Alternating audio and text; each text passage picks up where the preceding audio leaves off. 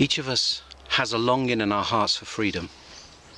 God has placed this longing there as a way of drawing us back to Him, to seek Him. It is God's will that we be free. But freedom doesn't come cheaply. And we must be careful that we don't misinterpret or accept false ideas of what freedom is. If we look at the early 20th century in Russia, the Russian people's sense and longing for freedom was manipulated by outsiders. They were sold a false idea of freedom that led to the tragedy of the martyrdom of the Tsar and his family. Ideas of freedom can be misused. False freedoms can be offered and lead us astray. The world will tell us that freedom is the ability to fulfill every wish and desire and fulfill ourselves. But the promptings, the inner longings can very often be passions, base desires. They can enslave us. St. Gregory Palamas says we should think of the farmer in the field. Unless he toils, unless he struggles, nothing will grow. We too must toil and struggle to produce spiritual fruit in our heart.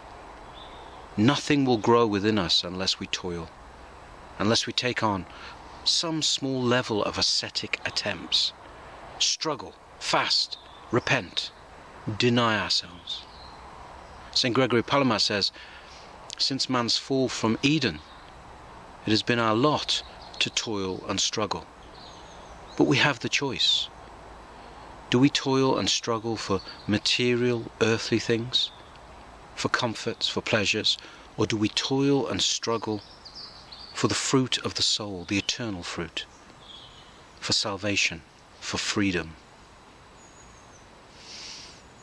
So let each of us always remember that Christ gives Himself again and again in the Eucharist, offers Himself to us, that He may unite, the eternal Logos will unite Himself with us bodily and within the soul.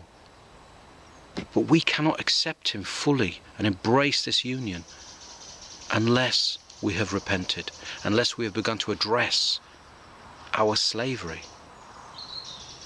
Christ offers us life through His resurrection. But we deny ourselves the opportunity to receive this resurrection, the fullness of His blessings, so long as we choose enslavement.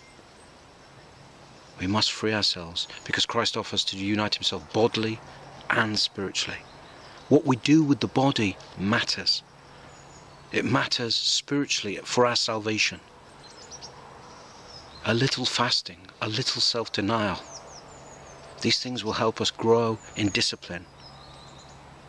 Let us remember St. Gregory Palamas encourages us, struggle, toil, inwardly, spiritually, so that we all, in freedom, may receive the fullness of God's blessings.